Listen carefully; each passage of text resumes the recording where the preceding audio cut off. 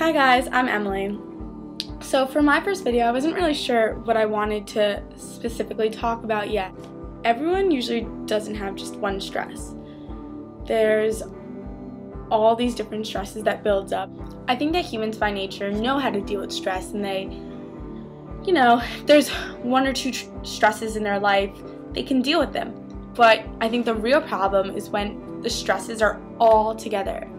What I think is a really interesting way to look at it is that they're all little problems, and that on their own they're not that stressful. Let's say everything was fine and dandy and the only stress I had was driver's ed.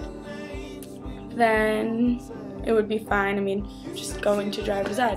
So, you deal with it. If you separate these stresses and not think of them as one whole thing, like, oh, everything, it's awful, everything. You can't kill all of your stress through one thing. If writing helps you relieve your stress, you can't just write to make everything go away. I think you need to write to make the stresses of school go away, and then you want to dance to relieve the stress of having sports or your family or your finance.